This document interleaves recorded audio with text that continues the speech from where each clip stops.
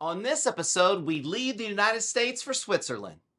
My guest is Sabine, a woman's confidence coach who also happens to be my coach and a very dear friend. I met Sabine during our life coach training, which is hard to believe given the difficulty it can be for me to make new friends. But taking a chance to connect with Sabine has had a profound impact on me. Not only is she an amazing coach, but she's also well versed in the laws of attraction. And with her background as a makeup artist, Sabine helps women feel confident both inside and out. We also talk about the Tex Mex of Switzerland. Let's jump in.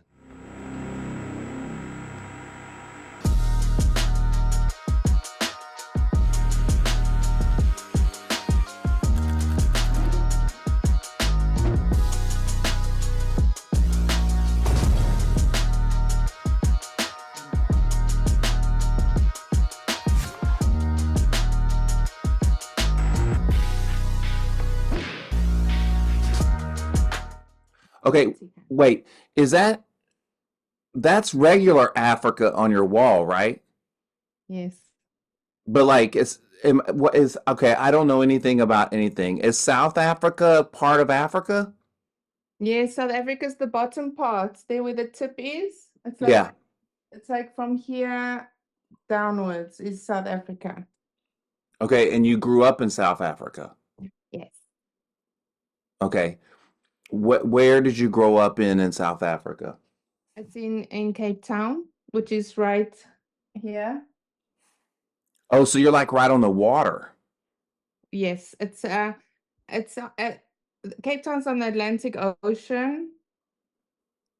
But if you drive a little bit further away from the city towards the east, it's where the Indian Ocean and the Atlantic Ocean meet. That's cool. So it's like an hour, maybe hour and a half drive. No, not even. Depending where you're going.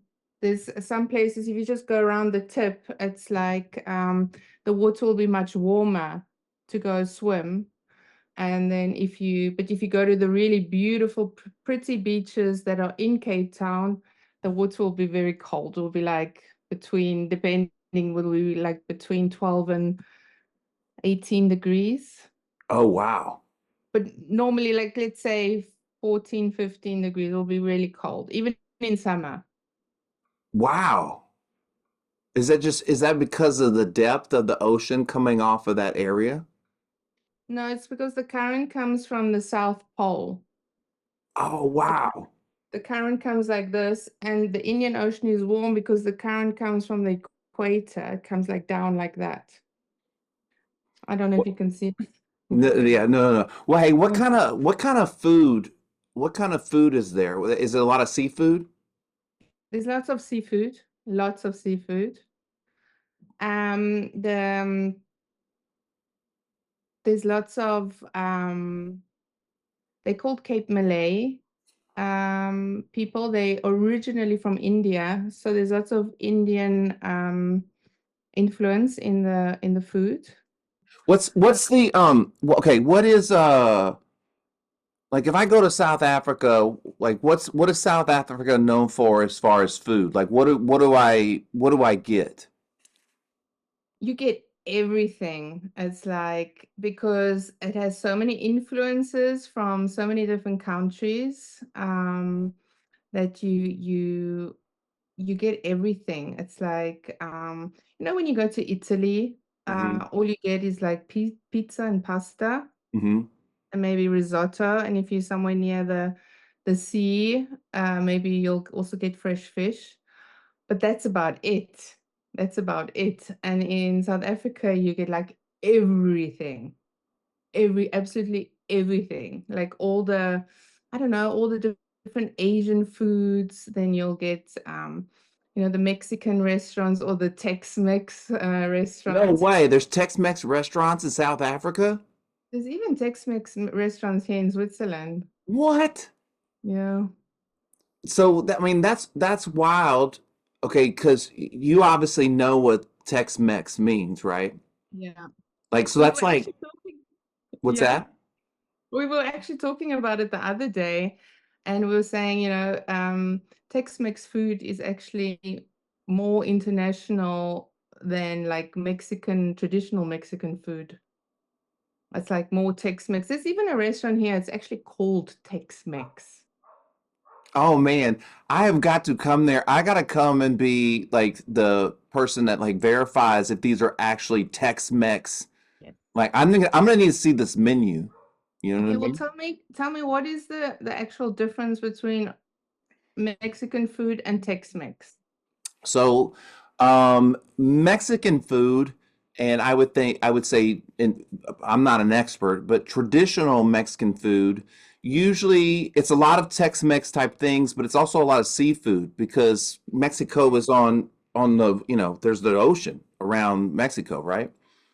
Tex-Mex is more of Mexican food without seafood. They'll have like one or two seafood dishes, but then they're adding in it's like all these beef things and it's tacos and it's chalupas and it's queso and it's guacamole and it's like like I would say like real Mexican food is probably way more healthier than Tex-Mex food. I actually saw something the other day that the Mexican population has actually um, the amount of obese people has overtaken the American population. That okay, wait, you said the obesity of Hispanic people has risen Well, of Mexican people, just in Mexican general? people, the Mexican population living in Mexico has risen. It's just a fun fact. I just saw it the other day. I guess I feel like though that like obesity is just like up everywhere. To be. Are there a lot of obese people in South Africa? I don't think so. Well, they are. I can't really say. No, I don't think so. There's like overweight people, but not like necessarily obese, I would say. South Africans like to eat a lot and they like to drink a lot of alcohol. Well, I mean, it sounds like it. You said like they have all this great influence of food because it's like it's Indian, Asian, and then I guess Africa as European. a Africa as a continent has its own influence, right? Yeah. And then you said British. British influence. Yeah, there's a Dutch influence because the first people that actually came to South Africa and stayed there, like without like the indigenous population, were actually the Dutch. Wow. So there's a lot of influence, and then the Portuguese came, and Spanish people came, then the Germans came, and so there's like it's very multicultural, and especially in Cape Town where I grew up, it's like very multicultural. There's also a lot of Greeks, like I said, Portuguese. Wow, that's wild. Like I mean, I didn't realize that it was such a melting pot of like people. Yeah, It feels like Houston. That's what Houston feels like. It's just like really. everybody. Yeah, I don't know. Wow. Yeah, Houston's very cultural because it's also kind of it's a major airport. A lot of people it's a major airport that people come into and then they stay. That's how they get here or whatever. And so Okay. Houston's very much a melting pot of like people, I feel like, in my opinion. Mhm. Okay, wait. Okay. So you live now in Switzerland, though, right? Yes.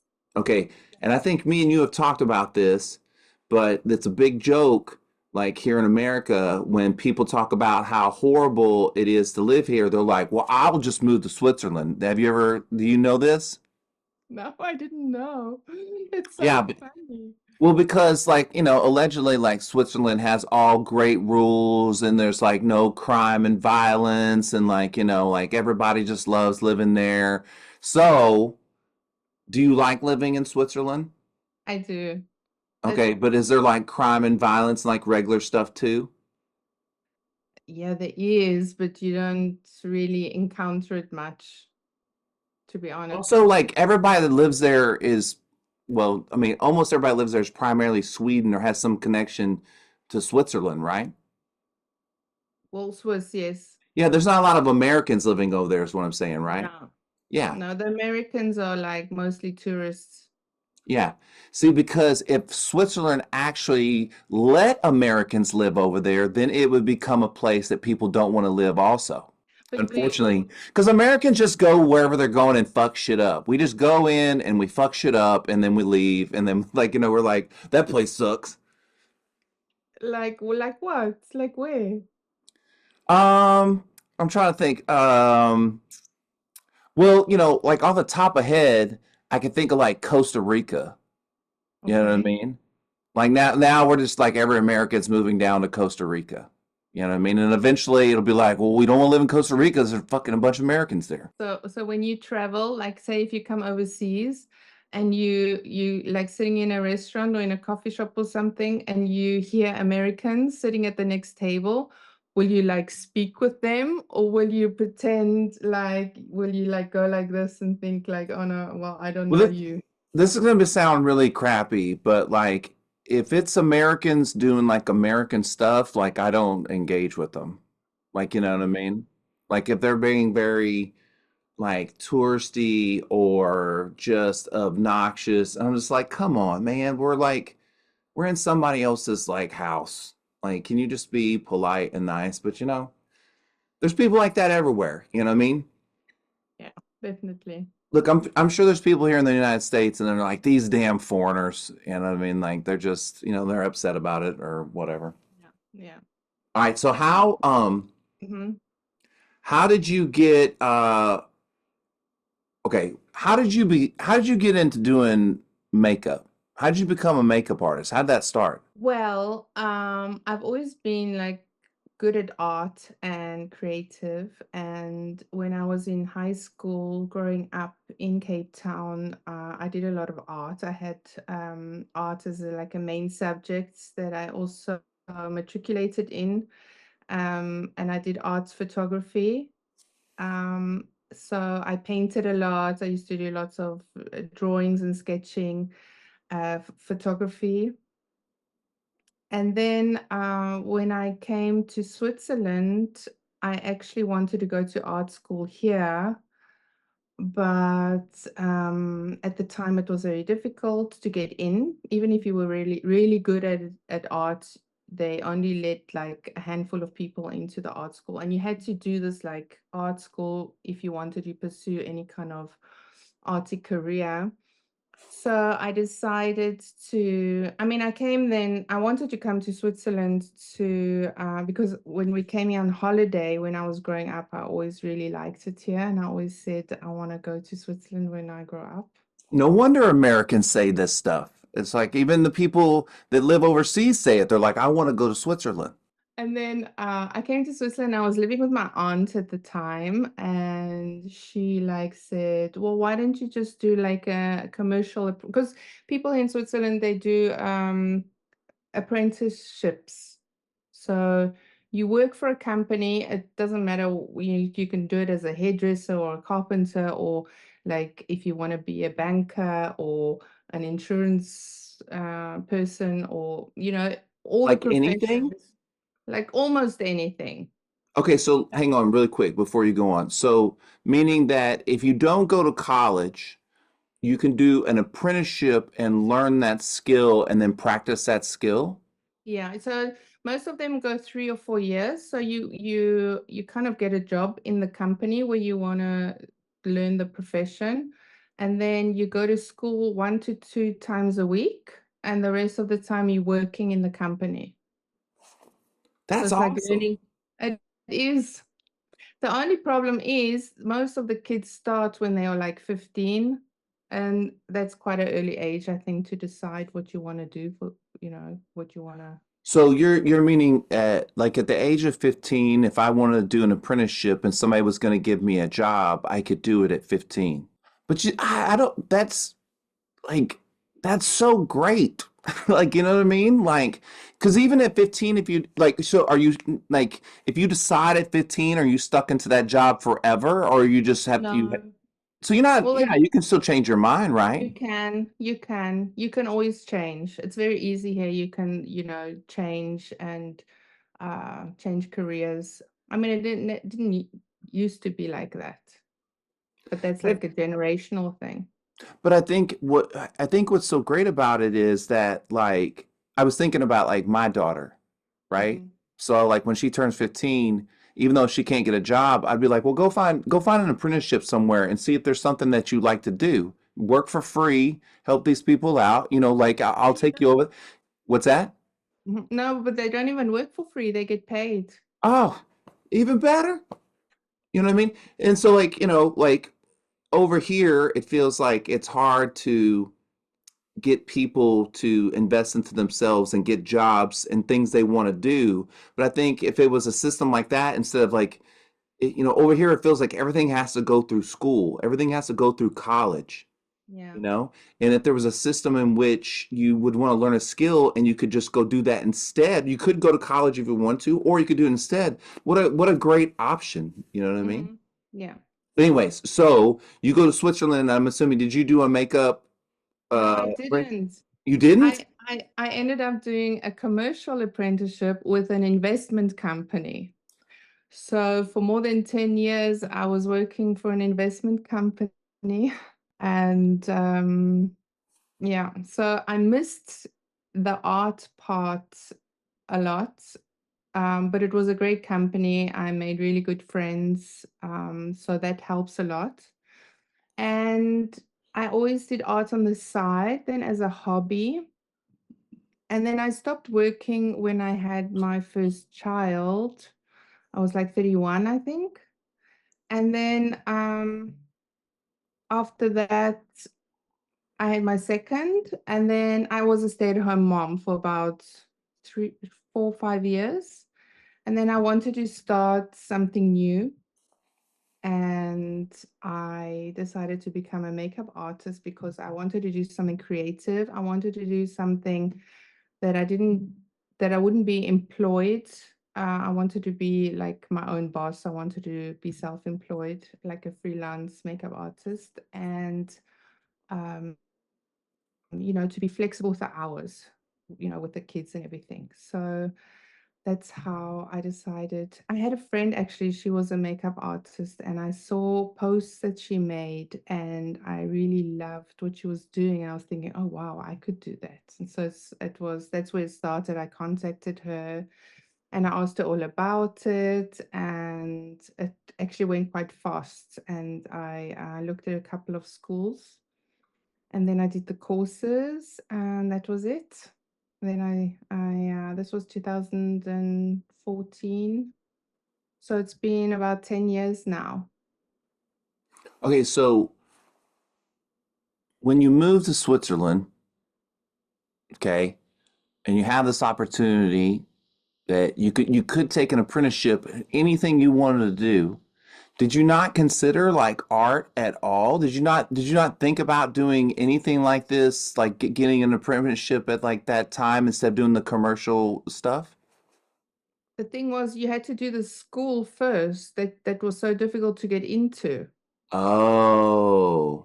Yeah. So, and at the time, I was very, I don't know, I don't think I was like, maybe not confident enough, and also not, um, I didn't have the support. I wasn't able to do it on my own. I like needed someone to say, okay, look, you need to do this. You need to do this for the application. Because I grew up speaking English in school, we only spoke German at home. My German wasn't that great, especially when it came to like written German and like grammar and stuff like that. I wasn't really good at it. So I was like really overwhelmed, even just with the application form, I was overwhelmed.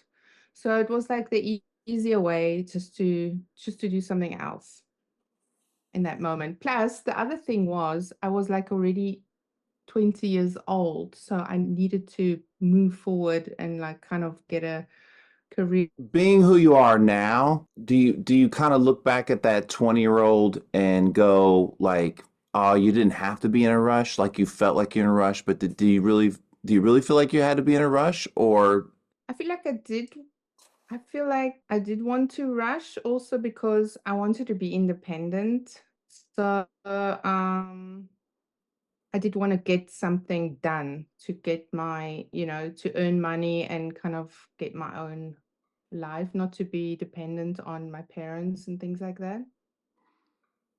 Okay, so do you think there's a link between, you know, not knowing like what to do? You're like, filling out the form is like overwhelming, and that feeling of wanting to be independent because you've probably been dependent, right? So like when you make that leap to be independent, you're gonna have to read all these papers, you're gonna have to do all the German, you're gonna have to do all those things, but you've been in this house and been, not dependent in a bad way, but these are your parents, right? So you're depending on them, and you don't know how to make those leaps because you haven't been taught those skills. Is that fair? Yeah, I kind of wasn't ready. I don't know. I feel like the kids nowadays, they're much more mature. They know what they want. They kind of sort themselves out. I was like much more like um trying to find the right word, like not grown up enough. I was like still immature in that way, not I think, or not responsible, kind of. is it fair to say that we didn't have all the information they had to make choices? Like I didn't even know what my choices were. You know what I Yeah, mean? Like yeah, I didn't even know what kind of jobs there were. yeah, definitely that as well. All I knew was that my parents were like, you need to get a job, and it needs to be one where it pays money, so that way you don't need money from us. What? But you went to college. Yes, yeah, I did, but I got my degree in art, and so Oh, when I got out of school, I was like, well, what am I going to do now? You know what I oh mean? Like, wow! I didn't yeah, know that. That's really cool. yeah, but you see, when we talk about choices, I asked you, why didn't you choose to go to school for art? And you're like, well, because I made these other choices. And then you're like, what'd you do? And I'm like, I chose art, and then I'm here. It's kind of like where you are now.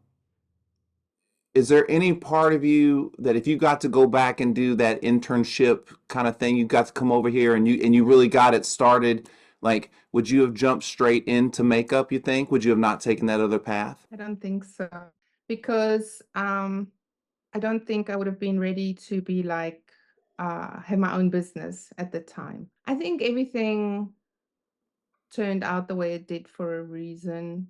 And like I have no regrets in that sense. Like I don't regret not taking my time to choose or trying the art school anyway. It was all good the way it was.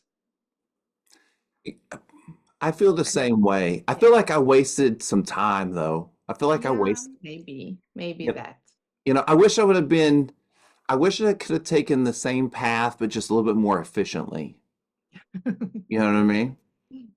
All right, so how do you get from like doing makeup to doing to studying the laws of attraction and stuff? Okay, so I finished makeup school and I had all the skills to do all the different kinds of makeup and everything, also special effects and blah blah blah. And then I did my website and then I was like, okay, and now what? Where's the business gonna come from? And then I had a really good friend of mine. She had a photo shoot for her own business, for her branding. And there was a makeup artist on set that looked after her. And this makeup artist, she's also a business mentor for makeup artists. So she gave me the contact, and long story short, I ended up doing her coaching, her business coaching for makeup artists. And she's from England, and it was like a virtual thing. We were in a group of 10 people, and that was really good. That like really changed everything. There was book suggestions. There was all things about mindset, changing your mindset, which I hadn't really heard about much before. So that's when I was introduced to concepts like law of attraction and how you create your own reality by what you think and what you feel and things like that. And since then, I've been studying the subject and trying to master it. So, which is really difficult because knowing the information from books and courses is actually implementing a whole different ball game.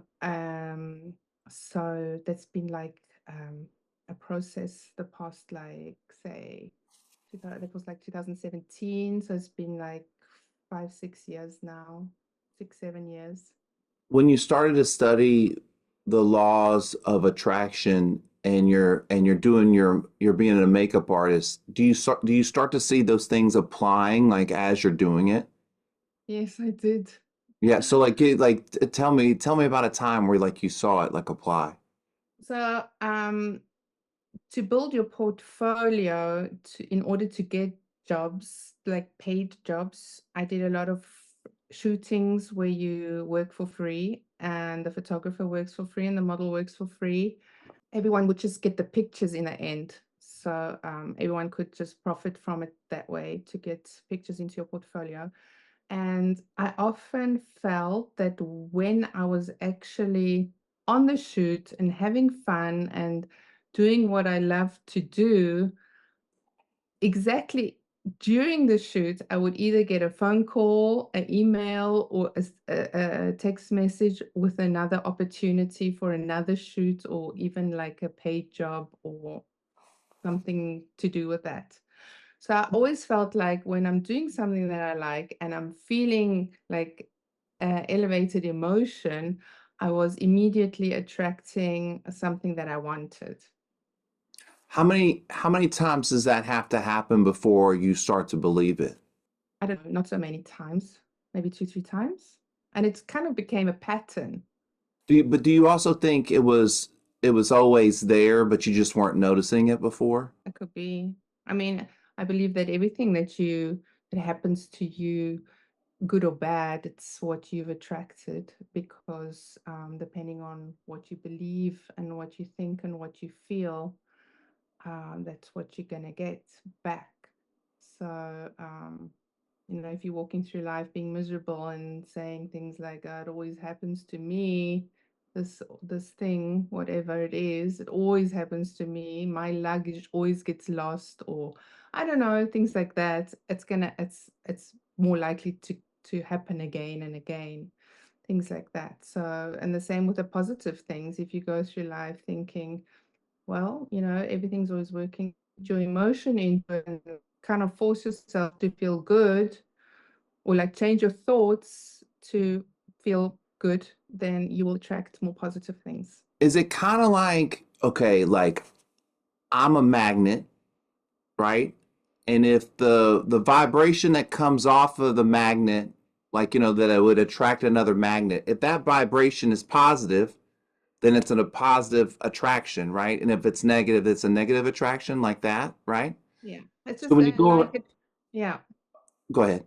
No, I was just gonna say like attracts like.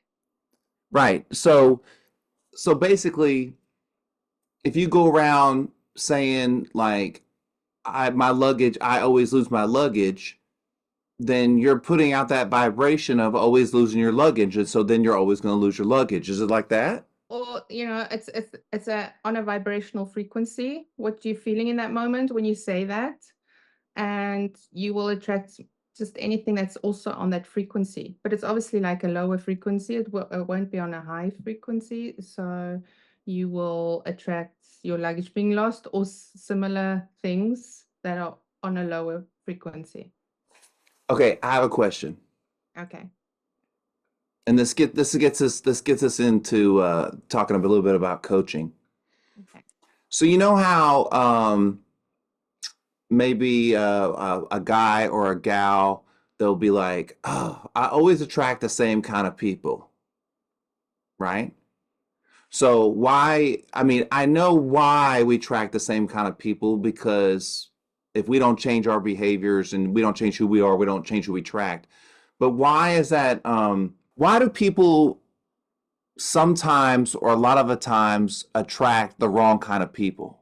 Does that make sense? Yeah. Is that covered in the laws of attraction, or am I reaching?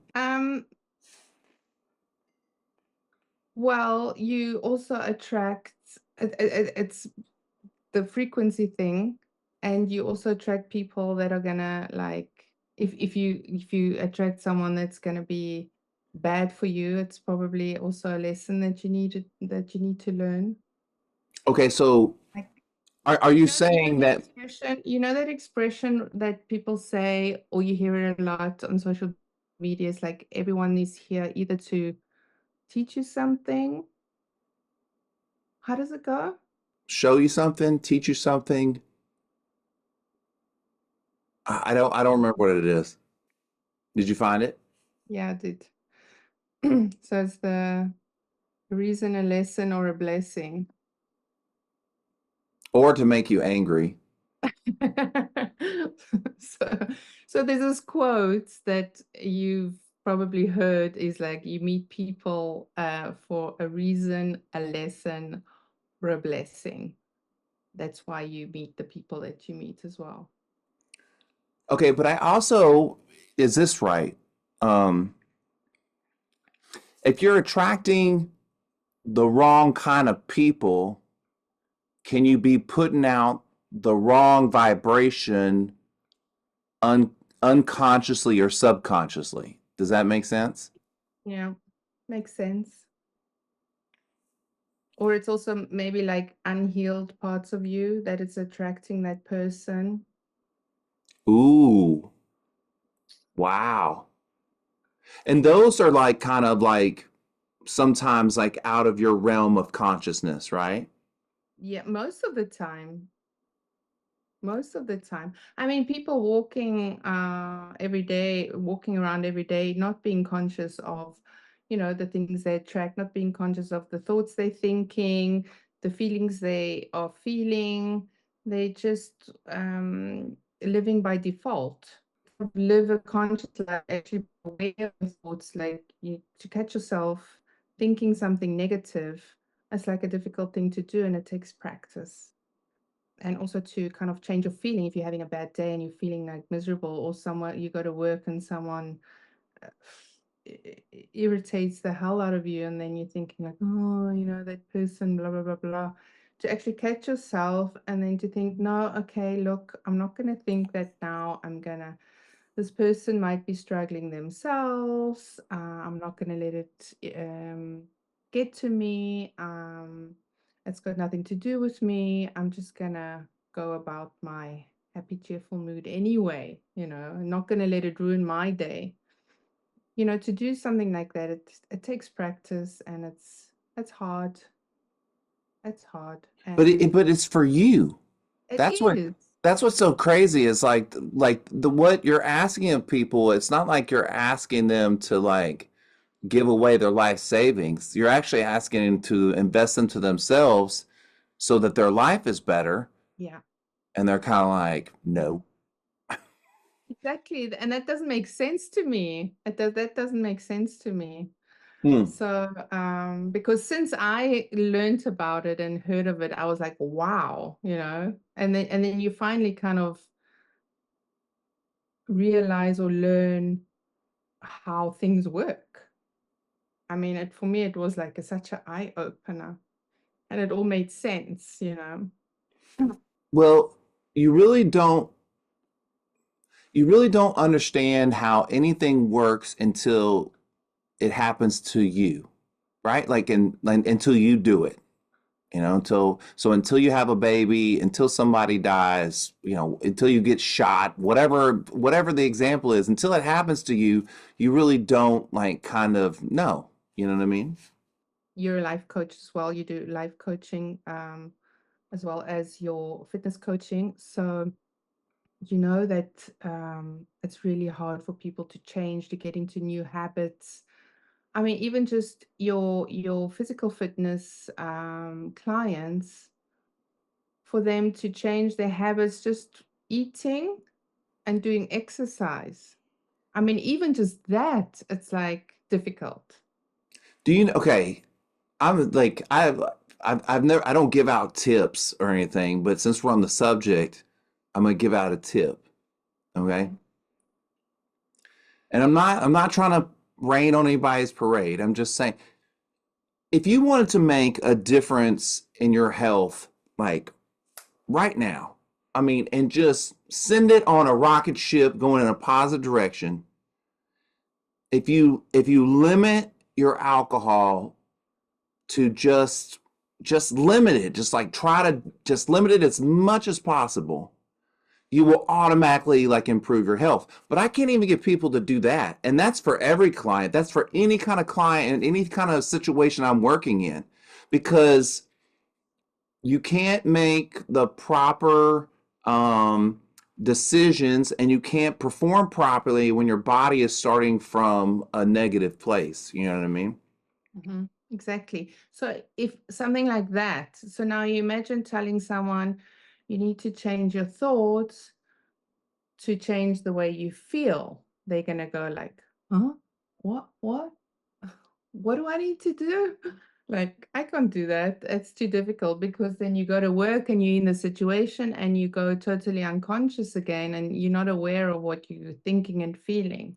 Can I say that like this is where people are like gonna hate me. My gratitude meter, or like my gratitude actions have gotten way out of control.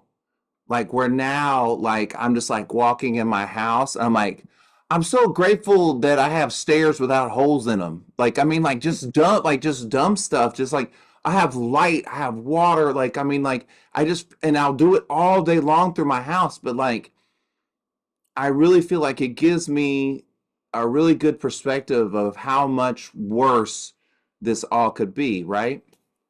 Like speaking of reading articles, um, I read an article that said if you have like $4,125, you're 50% richer than most people in the world. Mhm.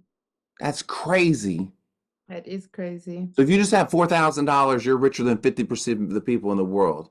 I mean, Mhm. like I feel really lucky then, you know. Yeah. Hey, okay, so I'm gonna go back. I have a makeup question real quick. Okay.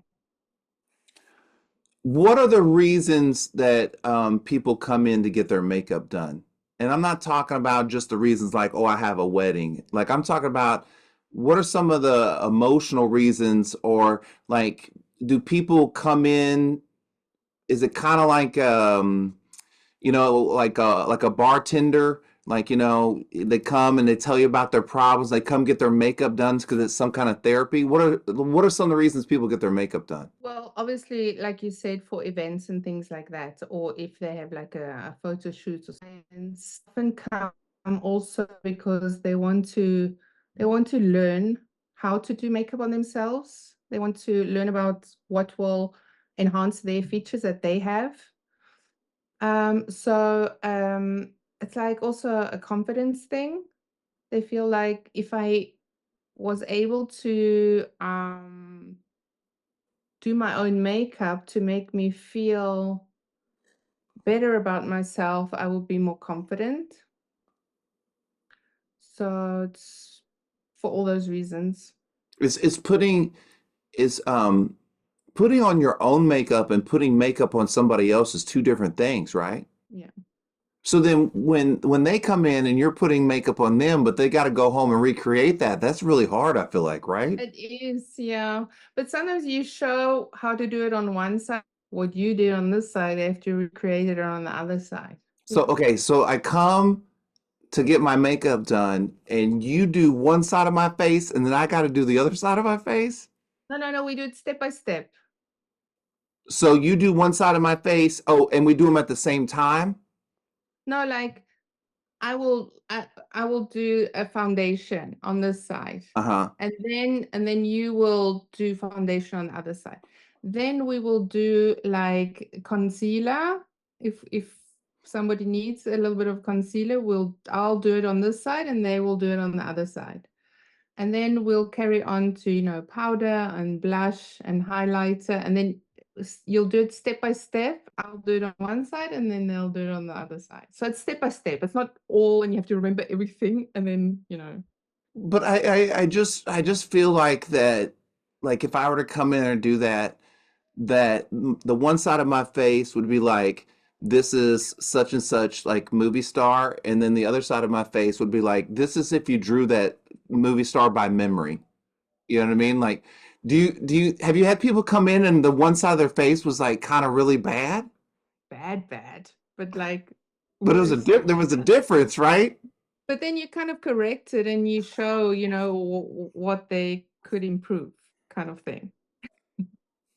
Oh And man. you encourage them to go home and practice. Yeah, of Like course. I mean, like, we were talking about practicing things, like everything takes practice. So. well, look, it totally makes sense, but I just feel like there's a lot of potential to end up with one bad side of the face. You know what I mean? No, I mean, you won't let them go home like that. You will fix it before they leave. Yeah, yeah, you can't. They're like taking their hair and just like putting it over the one like side. No, you don't do that. Oh man. Okay, so I'm assuming that uh by you doing the law of attraction stuff, that's how you get to coaching, right? That's the link between from being a makeup artist to getting into the coaching, right? Yeah. All right, so tell me your journey to coaching, and then tell me the type of coach tell me what you coach. When I started as a makeup artist, and I had the coaching myself, and I saw the effect that it had on my life and my career, I was like, "Oh, I want to do that. Like, I want to help people. So I had it like in the back of my mind, but I had just started my career as a makeup artist, so I did want to do that as well. But it was always in the back of my mind, and it was like a gradual thing with all the books that I kept on reading. I mean, I haven't read a fictional book since like the past 10 years. I haven't, like, it's all been things about coaching and the law of attraction, and just trying to think what other books, just all these self-development books, anything that I could get my hands on that would interest me. And then it was actually when we were locked down, that's when I started putting it together in my mind. And I actually looked at the course that we did from Jay Shetty in 22, and the school had just opened then. And then I felt like, okay, well, it's quite expensive. Let me just wait. And I had still these few books that I wanted to read. I thought, okay, when I finished reading all those books, so I was also procrastinating a bit, but I also felt like, okay, maybe the time's not quite right. And so it was a gradual thing. And then last year I did a different course on logotherapy. It was like it would have been 4 courses. I was actually going to do it in the Logotherapy Institute of South Africa, also online. And I did the first course, but I didn't actually, I love the concept of it, but I didn't really like the way the course was led, and because the founder of logotherapy, he was in the concentration camp during the Second World War. So the whole course, they brought his life and his experience from the concentration camp into like every topic of the course. So that was kind of like depressing. And I didn't feel that it was quite right. So I looked further, and then I did an online course on a law of attraction life coach. And I finished that a year ago. And then I wanted to start my coaching business then. And then I kind of felt like, oh, not enough meat on the bone yet, kind of feeling. And that's when I decided to do the Jay Shetty course. So, and then after that course now, I felt like totally ready. It was like very, how do you say? It kind of brought everything together. 100%. Yeah. So what's your clientele now? What kind of people do you coach? So I'm coaching women between like the ages of mostly 30 to like 60 on confidence. So I'm bringing in my experience that I had in my 10 years of being a makeup artist and realizing that so many women are not confident with the way they look, with when it's like a feeling from inside. Like also when you're doing someone's makeup, to be kind of like coaching session while I was doing the makeup. I had like that effect on people, that people would like open up and tell me their problems or life story or whatever. I think you have the same experience with your training as well. So we like very much the same in that way. And so I decided to choose that niche because I feel like with the younger women, there's like the whole influence of social media and them comparing themselves to others. That they don't feel confident, or they feel like, okay, well, she can do that. She can start her own business because she looks this and this way, or, oh, she's got the most amazing boyfriend because she's this and this way. It's not for me because I'm not good enough or whatever. It's like all things like that. And I think it's kind of a female thing. Like, I don't know, maybe you can say something about that. I feel like women compare themselves much more than men do. Maybe I, not I necessarily. I think it's at this point that we're at, I think it's getting pretty equal, just in different ways. You know what I mean? I think there might have been a time when maybe men didn't compare themselves, but I don't even believe that. I think that it's always probably been a lot of, it's just that's a human quality. It's just in different ways, right? So, the fact that you specifically do that for women and you are a woman gives you kind of an expertise in that particular Yeah, subject, you yeah, know? yeah.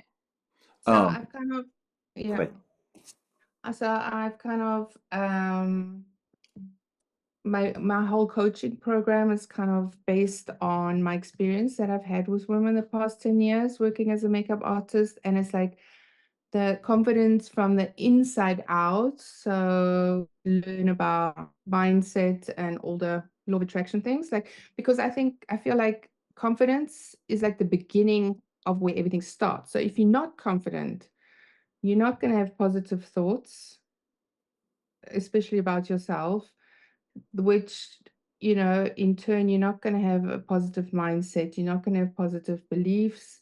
And in the end, it's like a rat's tail, and it kind of influences your whole life. So I feel like confidence is like the basis of everything that you need to be confident. And that's what I want to help women with. Well, when I was asking you earlier, why do people come get their makeup done, right? That's kind of what I was kind of getting at, is that I'm sure there's women that came to get their makeup done. Well, they wanted their makeup done, but they also wanted to interact with you and be the therapist, tell them the problems. Like, there was more going on there than you just doing makeup, but you were Mhm. doing it through makeup, right?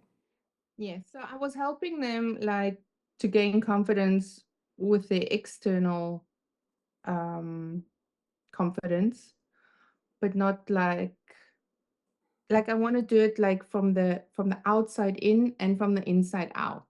So Well, they were coming for external confidence, but you were giving them internal yeah, confidence. exactly. Yeah. Yeah. And so, Without but I mean, without knowing it.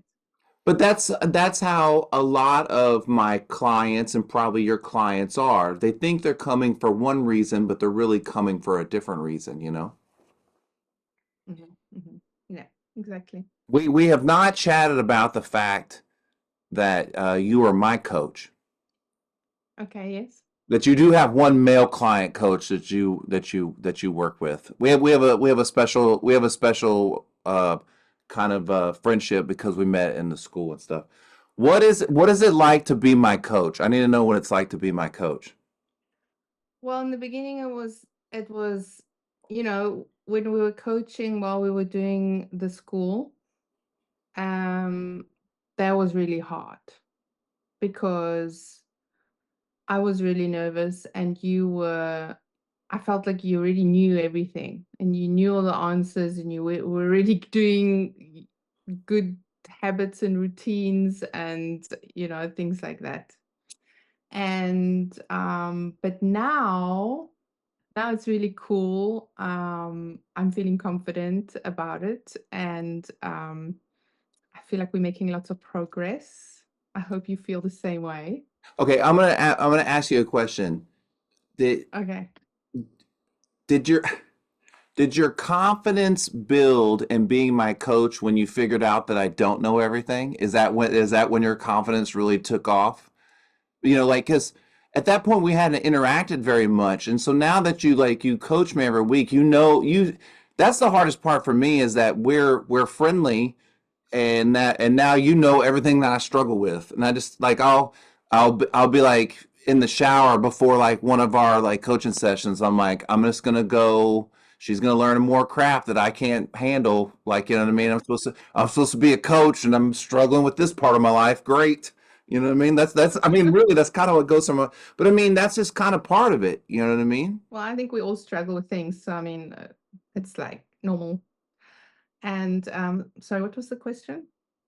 Well, I originally asked you like, what's it like to be my coach? Because sometimes I Okay. feel like this is what I feel like it must be like to be my coach. It must feel like a roller coaster. It must feel like I'm like all over the place with stuff all the time. But in my mind, it's a lot more organized than when it comes out of my mouth, I feel like. Feel like that though. Oh, I that's feel like great. I'm you I'm I'm glad. I'm very glad. I feel like you are very organized. I feel like you know what you want to do. I feel like you know what you need to do. And then, I think when you're feeling disorganized, or when you're feeling that I would probably feel that way about you, it's when things happen in life that are not planned, like, you're breaking down, or your mentor coming to visit you, and then it's the 4th of July and things like that, then you kind of get off track for a moment, and then you probably feel disorganized, but you actually not. I also think what probably happens with other people is maybe they make a plan, they get organized, those things happen, and then they just go, well, fuck it. You know what I mean? And then they just like kind of like give up. And like instead, when the stuff is happening, I'm still focused on my goal and go, how can I get back to my goal as fast as possible? Hmm. Hmm. It's like a pit stop almost. Like I gotta pull over, take care of this shit, fix a tire, and then I'm back on the road. But for most Right. people, like they get bummed out, they get stuck at the pit stop. You know what I mean? Mhm. Yeah, exactly. And that's why consistency is so important, as well as I do.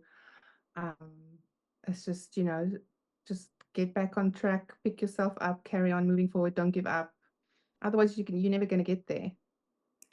Do you know what's a big takeaway from me in our coaching that we've done is that you know obviously two brains are better than one, and having a coach in anything that you want to succeed in is good, right? We can like establish that, right? But our the way we both met in our school, and we both have goals to get be accredited and make this as big as we possibly can, and part of that is getting hours. So we decided to exchange hours, and I'm paying you to coach me, and we're gonna do something vice versa. Anyways, point being is that like I'm like, okay, well, I'm gonna have a coach, and so we'll do some coaching stuff.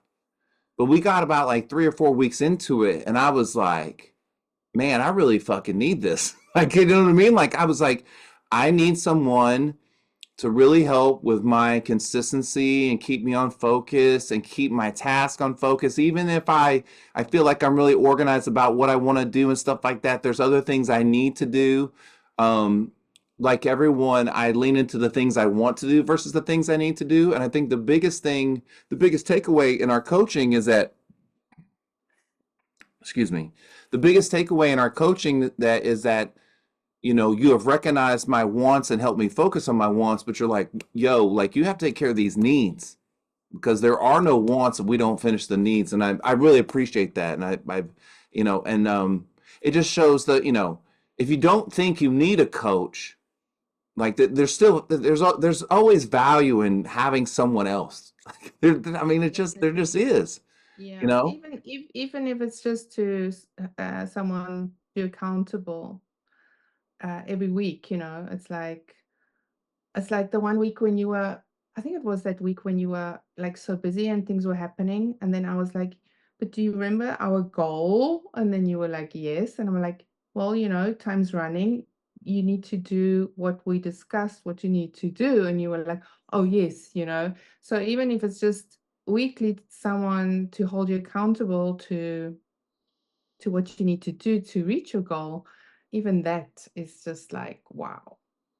Well, I mean, you know, it's like it's really weird that people are okay having accountability partners, but like coach is different. But it's the same thing but better. Like, you know what I mean? Mm. Like you like accountability partners? Let me show you what a coach is. Like here's an accountability partner on steroids. And you know, you're paying for their expertise. And I think that, it's like anything in life. You know, what you get is what you pay for. You know, what kind of tattoos you get depends on how much you pay for them, I guess, you know. Have you got any like that? What do you mean, like expensive tattoos or like cheap ones that are bad? No, no, the cheap ones that are bad. No. Okay. So you always invested well. Well, so let me say this, like up until roughly this point, I've always found good tattoo artists. I've always put a lot of money in and stuff like that. But now that I'm so heavily tattooed, those things don't matter as much anymore. It's Okay. more about who I'm getting tattooed with, why I'm getting tattooed, what I'm getting tattooed, where I'm getting tattooed. Like, are we on vacation? And it's like $50 and we're all gonna get like I don't know, like a peace sign or something like that. You know what I mean? Like it's more about the experiences of it, you know. But, Mhm. you Got it. know, I am glad that I have really good artwork on me too. I'm glad I didn't do that from the very beginning. You know what I mean? This final segment is brought to you by HeyJustBe.com. I believe that achieving balance in the mental, physical, and metaphysical aspects of your purpose through learning, serving, and creating can transform your life into one you truly enjoy living. Want to learn more? Visit www.heyjustbe.com. Okay, so how I usually wrap this thing up, as I usually ask people, what do you do to just be the best versions of yourself so you can be good for everybody else? And I want to know that from you, but I also want you to kind of talk about how do you help your clients just be the best versions of themselves? Like, what do you coach with your clients too? So I'd like to know both. So what I do with myself to be the best version of myself, Mm-hmm. like in general or like specific Well, things? you do Pilates. No, no, it's yoga. No, I was just kidding. I was just making up something. Okay. So you do yoga? You like Yeah, I yoga? do. I love yoga. Yeah. You know, there's a whole lot of the mindfulness things like meditation and yoga and just like exercising in general.